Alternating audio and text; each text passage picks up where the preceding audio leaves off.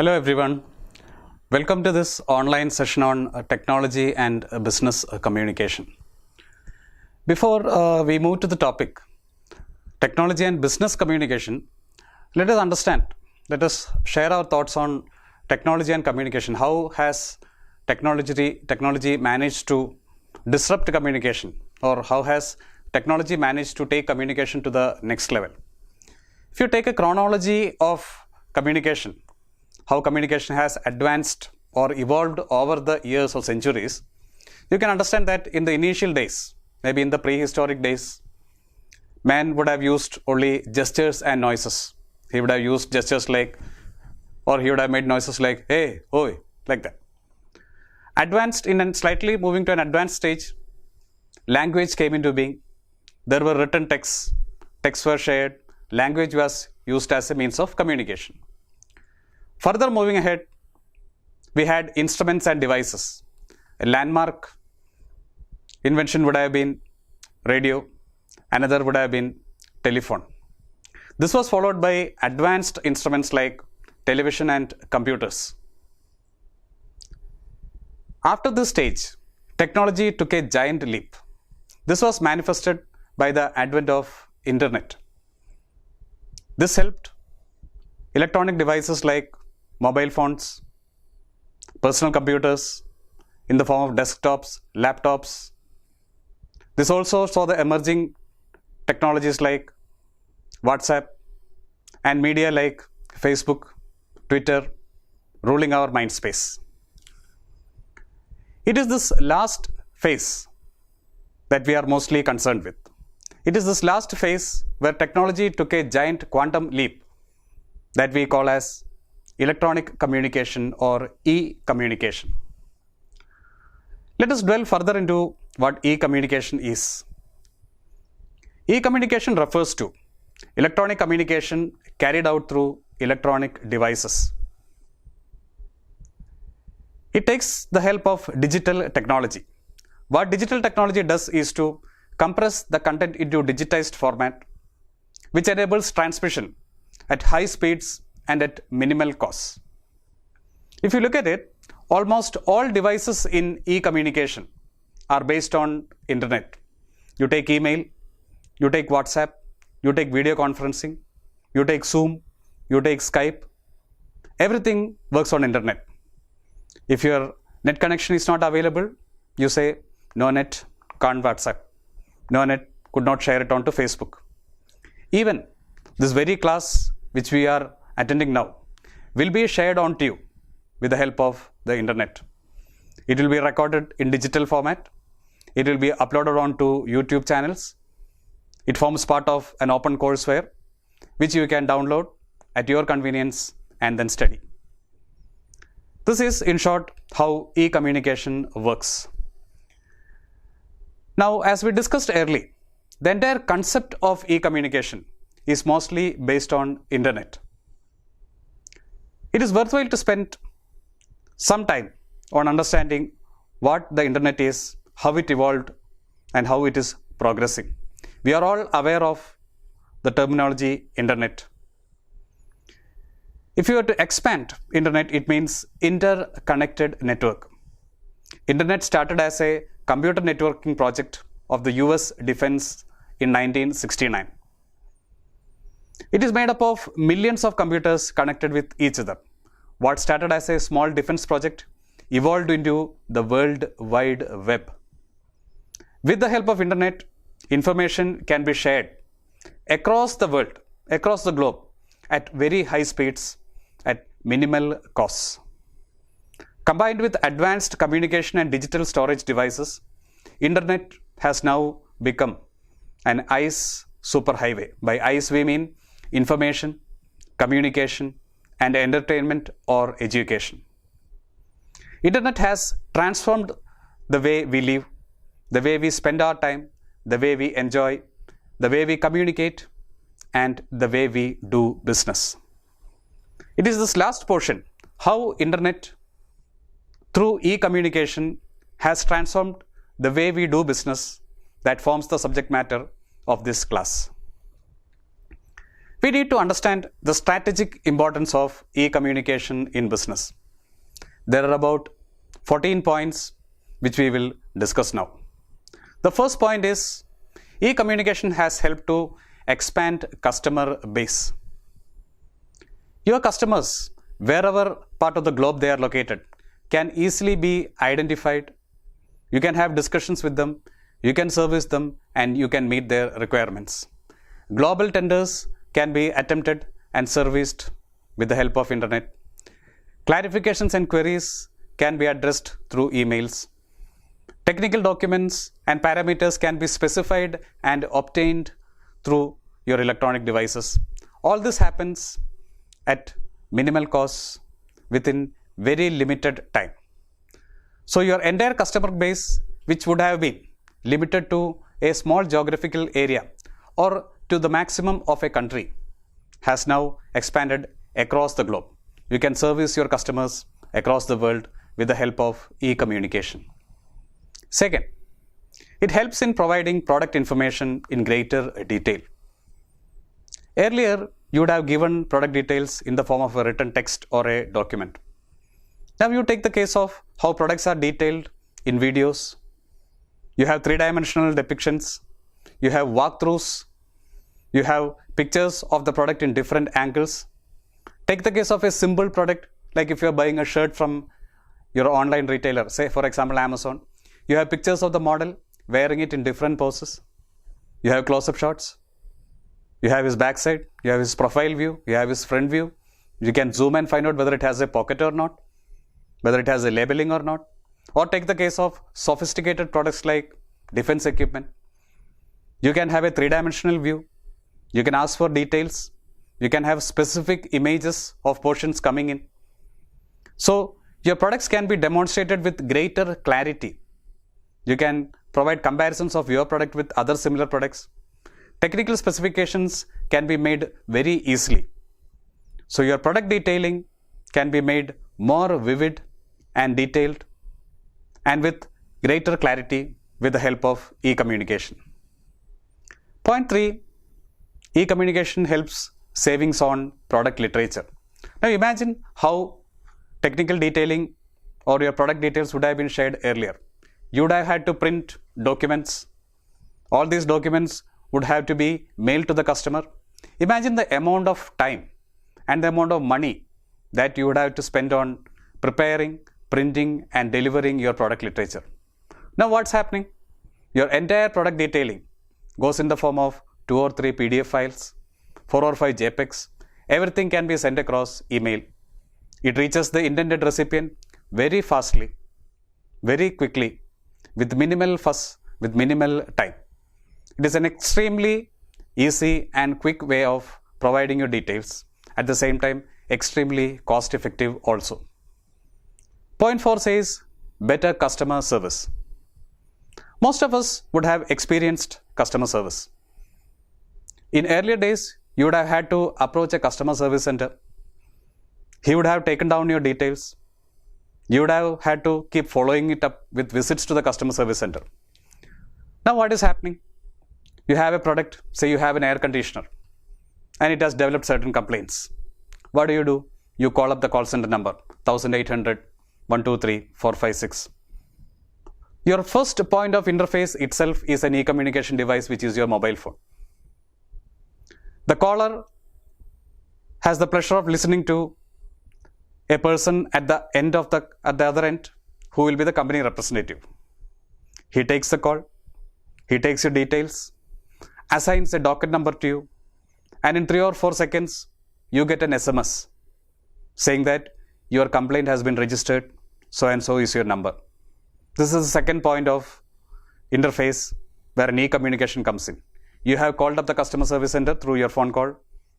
The customer service center has taken down the details and is responding to you through an SMS. Point 2. You need to check the status of your complaint, how far it has progressed. You go to your mobile phone, you go to the company's website, you input the docket number, and you find at what stage your complaint is being attended to. So you find that customer service has taken new dimensions with the help of e-communication. There is a document for everything. There is a tracking for everything. Increased customer satisfaction is the result. Point number 5 says e-communication helps to create or enhance your corporate image. You take the case of websites of prominent companies. Take the case of HDFC Bank. The entire details which a person requires are present in the landing page of HDFC Bank.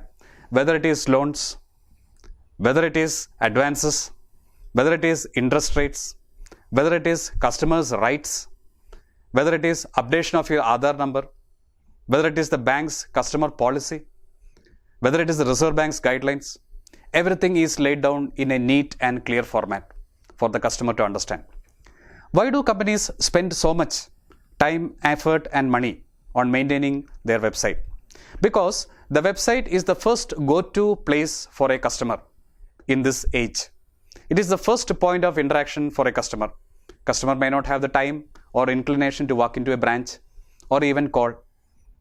If you have a perfect web page or a perfect website, it will create a tremendous impact and impression on the customer. It will be the customer's pleasure to interact you through their website. So this means that companies need to invest tremendously on building up their web page, with the result that they enhance their corporate image. Let us move to point 6. This is a very interesting point. This says recruitment of new employees. Nowadays, it has become very popular to recruit manpower through social media. Let us take a few examples of how e-communication works in recruitment of employees. You register yourself with a job site, Naukri.com, the first point of interface of e-communication. Few days later, you get an email from a company, ABC company, sends you an email. Again, it comes to you electronically. You upload your resume, your CV as per their format, or you go to the company's portal and fill in the details they require and submit it. Interface of e-communication at the 3rd stage. At the 4th stage, they ask you to come for an interview over Skype, which is point 4. Point 5, you get a confirmation from the company that you have been selected over email. So if you look at it, a successful recruitment has been conducted and is complete only through e-communication. Nowhere has been there any face-to-face interaction in person. But apart from this, companies have advanced software tools which help to understand the social profile of the candidate. They will go through their Facebook accounts, their YouTube videos uploaded, every digital footprint that a potential candidate leaves will be scanned by recruiters, trying to understand whether there will be a cultural and social fit of the potential candidate with their organization. So one can very easily say that e-communication has tremendously influenced manpower recruitment in this age.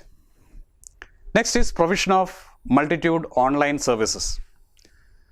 If you think of it, which service is now not available online? Starting from booking of your rail tickets through IRCTC, going to the railway station through a cab booked online through Ola or Uber, eating on the way through food which has been sourced or ordered through Zomato. A multitude of services affect our day-to-day lives, making our lives easier with the help of electronic communication. It touches our lives in several ways. You needn't go to the bank anymore. Payments can be made, payments can be taken, money transfer can be done, queries can be addressed, complaints can be raised. Whatever is your requirement, it can be met. You have groceries, will be delivered by Amazon. You have clothing requirements, will be delivered by Flipkart. Electronic requirements, delivered by Snapdeal. Electronic communication is capable of servicing your entire requirements, which means a flourishing business and more convenience for the customer. Next point is getting information from external sources. Now, getting information especially when you are about to launch a new service or product, was considered a quite cumbersome task few years back. Not anymore. Take the case of a bank which wants to open a new branch in a particular area. It wishes to know the demographic profile of that area. It wishes to know the population of that area, the capacity, purchasing capacity, the general social profile of that particular area, the current strength of banking service in that area. This entire information can be obtained from hundreds of external sources. Give the input that you require and the results come loaded onto your search page. Your search engine is capable of scanning thousands and thousands of databases and giving you the required information. You need not visit the census registrar's office to find out the population of a small town. You can go to his website and find out what is the population of ABC town. How many units of passenger cars were sold in that particular district in 1 year, which is an indicative of the purchasing capacity of that particular place. You go to RBI's report and find out how many banks are servicing a particular district. So, enormous amount of data can be mined by using e-communication. No dictionary or lexicon will be able to match the power of internet in throwing up search results. Next point says elimination of middlemen. Middlemen do a vital job of bringing the buyer and the seller on a common meeting ground. E-communication helps to remove middlemen altogether from the business transaction process, which means the buyer is able to interact directly with the seller. So earlier you had distributors. I want to buy a Peter England shirt. So the company Madura Garments probably would have a distributor in one place. The distributor will have 2 or 3 retailers and one exclusive showroom servicing customers in one particular metro city.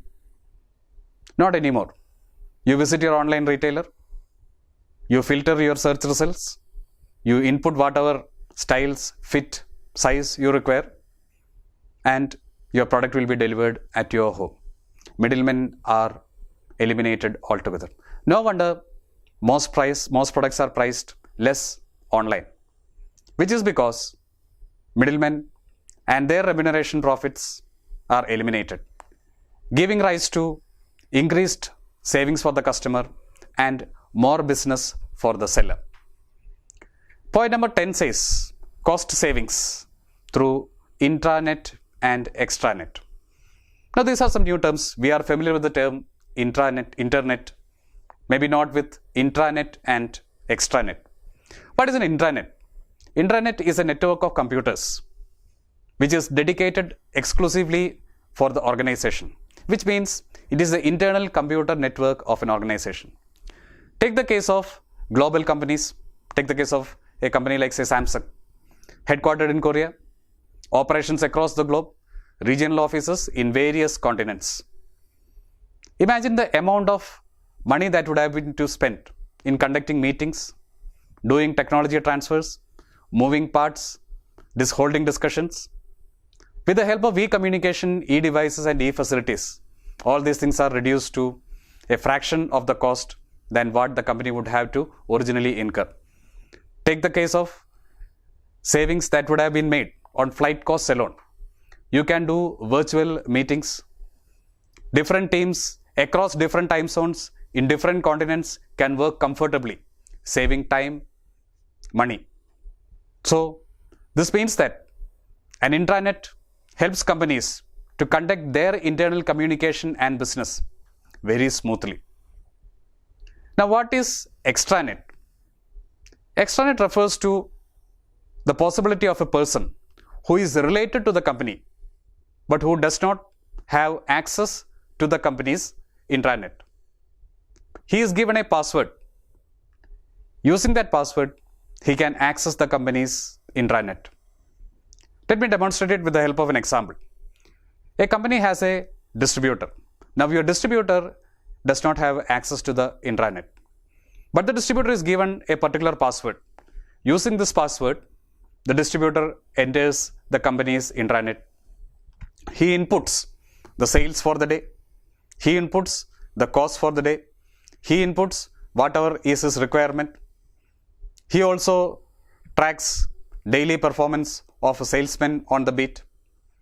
To do all this, he is given a particular password with which he can access the intranet and provide only the details which are required. He will not have access to all the modules which a company's insider would have access to. This is what is meant by extranet. Let us move to point 11, telecommuting and work from home. Now this is a slightly controversial point. Telecommuting means when people have to travel from home to office, they can productively make use of their time. Even as they travel from home to office or from office to home, that time can be productively made use of by doing the work they are supposed to do. Now this is not restricted to travel from home to office or from travel from office to home. It can as well as be travel from one office to another. That time can be productively used for doing work that is assigned to them. If you were to look at the current situation, we are facing a pandemic now. And you keep seeing results, you keep seeing reports of organizations asking their employees to work from home. How is this possible? This has been made possible with the help of intranet. Your communication systems and your network systems have made it possible for people to do their work from home without having to even attend office. This has been made possible through the use of advanced technology and advanced communication. The latest example which we see is that Twitter asking all their employees to work from home. Tremendous savings have resulted on costs, on office maintenance, and productivity, it is reported, has gone up than what used to be when people used to work in an office. Point 12, sourcing from wider markets. We mentioned earlier, maybe in the first 1 or 2 points, that e-communication has opened up customers across the globe, a wider market base. This is the reverse of that.